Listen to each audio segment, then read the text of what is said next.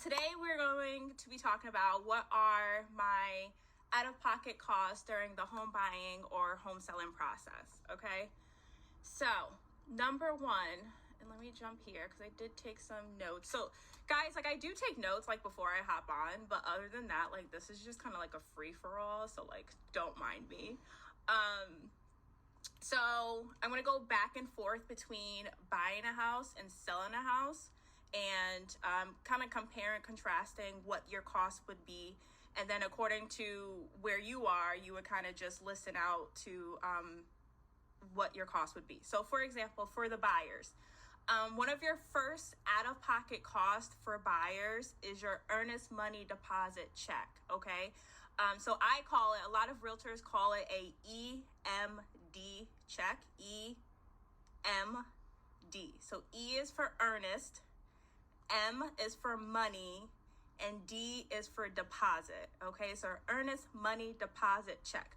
And what the earnest money deposit check is basically a down payment, right? It's saying, hey, seller, I really want to buy your house, and therefore I'm putting this check down to show that I am a serious buyer, to show you how bad that I really want to buy your house, okay?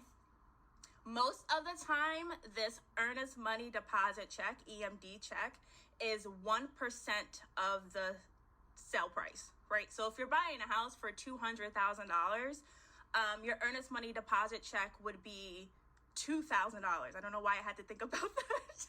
That's really bad.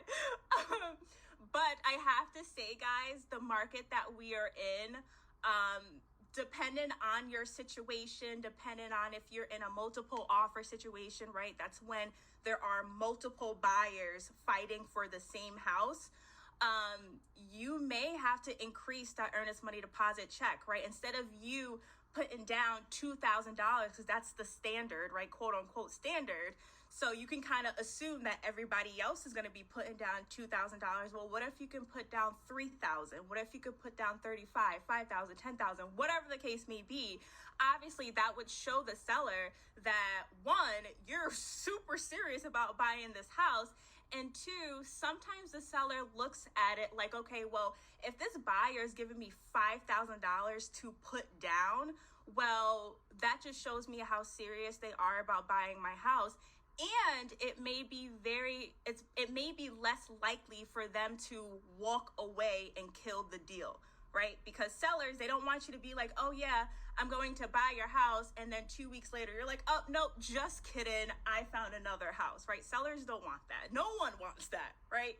So the more money you put down, it shows how serious you are and sometimes how less likely you are to actually kill and walk away from the deal, okay?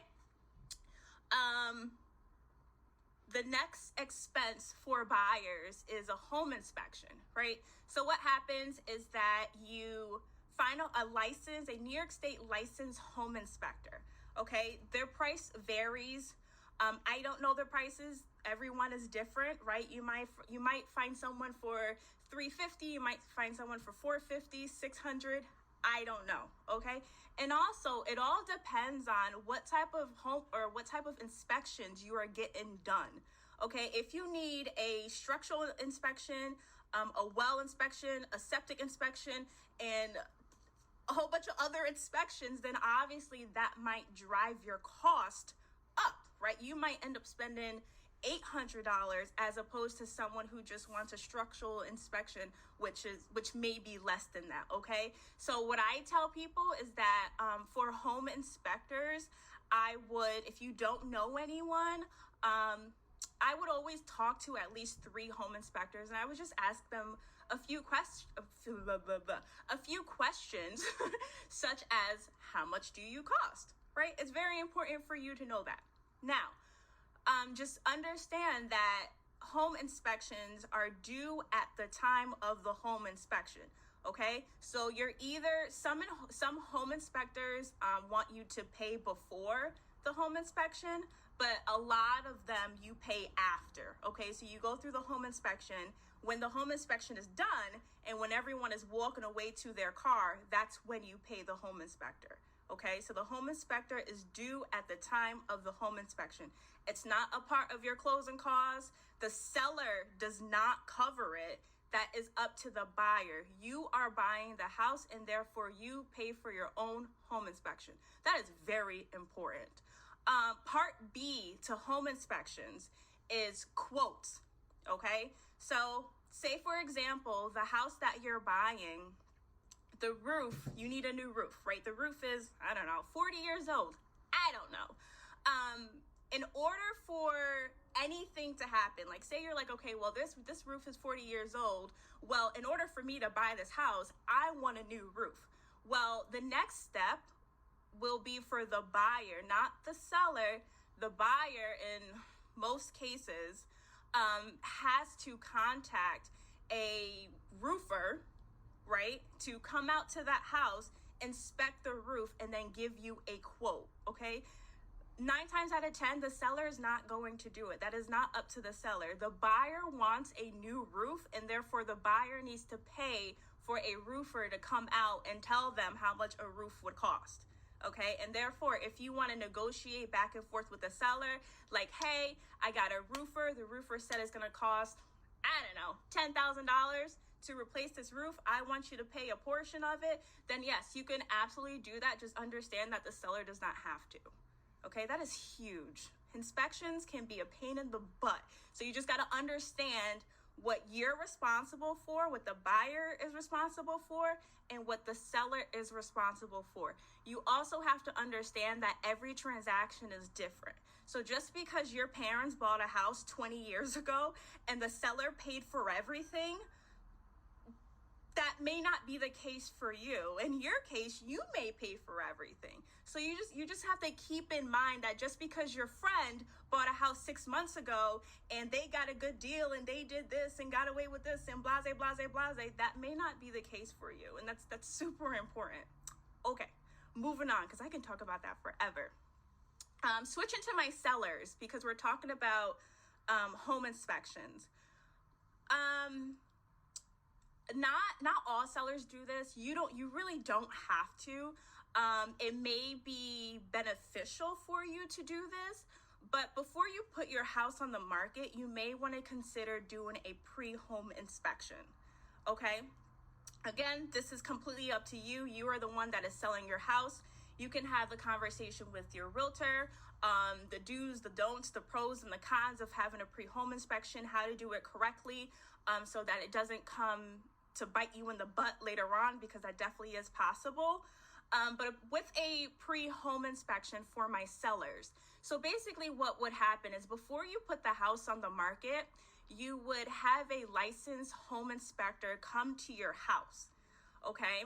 And basically that way, that inspector will just let you know, or even give you a heads up on the things, the minor things, the medium things, and the major things that may be going on in your house. So you kind of have a heads up, like something like, oh, if you have peeling paint, or if your roof is leaking, or if there's mold in the basement or in the attic, whatever the case may be, right? With the pre-home inspection, you would kind of have an idea of the condition of your home before you put it on the market. That can be at the cost of the seller, or sometimes there are agents out there that would actually pay for their sellers to have the pre-home inspection. Okay, cool. So home inspection for buyers or sellers. Next, I want to talk about, I'm going to stay on the seller side, and I want to talk about real estate agents. Okay, so I feel like no one really knows how real estate agents are paid. For buyers, most of the time, not all of the time, most of the time, because there are situations where buyers do have to pay for their agent, whether it's the full amount, whatever amount that is, whether it's a portion of the amount, whatever the case may be, there are situations where the buyer has to pay for their agent, okay?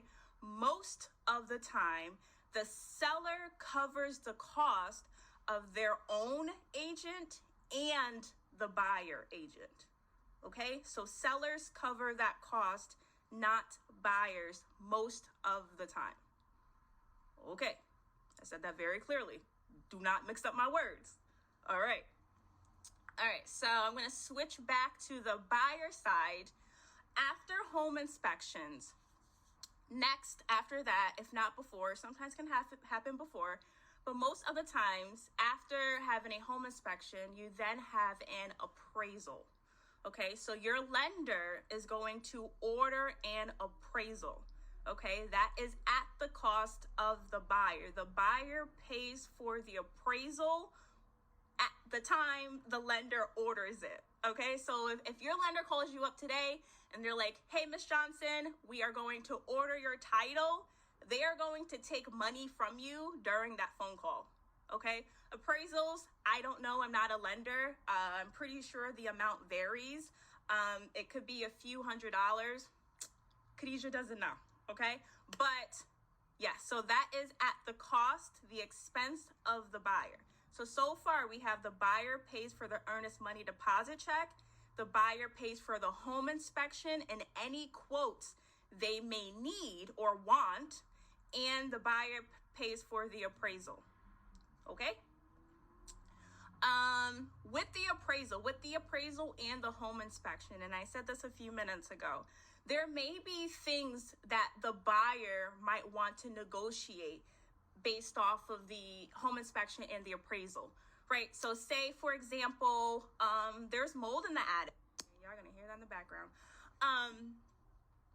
So say according to the home inspection, there is mold in the attic, and you're like, okay, well, I want the seller to cover the cost of whatever, how much it would be to get the mold taken care of. Okay, again, that can pop up during, most likely it will pop up during home inspection. So you want to take care of that during the home inspection. Most of the time, if you don't take care of it during the home inspection or have some type of solution, then it'll pop up again during the appraisal. Okay. You can always negotiate. Again, I said this before, you can always negotiate with the seller. Just please understand that the seller has the right to tell you yes, or I'll cover some of it, or no, I'm not covering any of it. Okay, so the seller, you cannot force the seller to do something. Okay, you can always try, you can always ask, but just be prepared for a no. Attorney, you do not pay for until the closing table. Okay, so I believe attorney fees are a part of your closing costs. Do not quote me on that. If you want a definite answer, then contact your loan officer. Okay, your loan officer will provide you with a definite answer, but I'm pretty sure that's what the answer is. So buyer pays for their own attorney and the seller pays for their own attorney. Okay, so it doesn't cross. All right. Homeowners insurance. Again, if you want more information about the fees or the cost of a homeowner's insurance, definitely call them to get a direct information. What else did I want to say? But I'm pretty sure it is a part of your closing costs. Again, don't quote me on that, guys. I'm just a realtor, okay? I stay in my lane, I promise you. So I'm pretty sure, how long have I been on here? I try not to be on here for too long because I can talk all day, every day.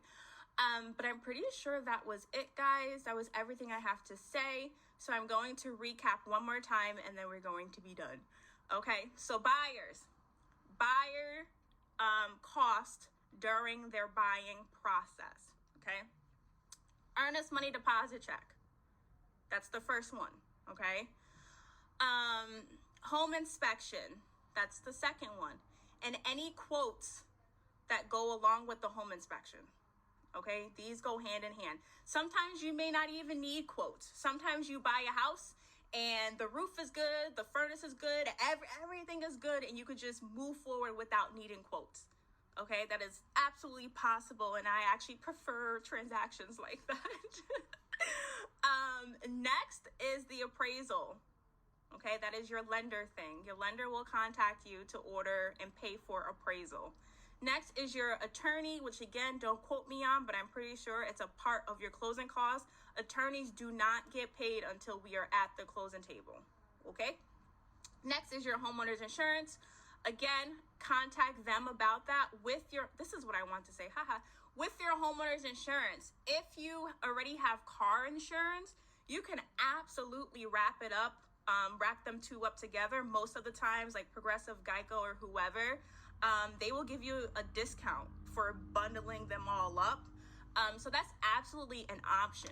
What I would say, which may benefit you a little bit more, is to speak with a homeowner insurance broker, okay? That way, they will be able to contact,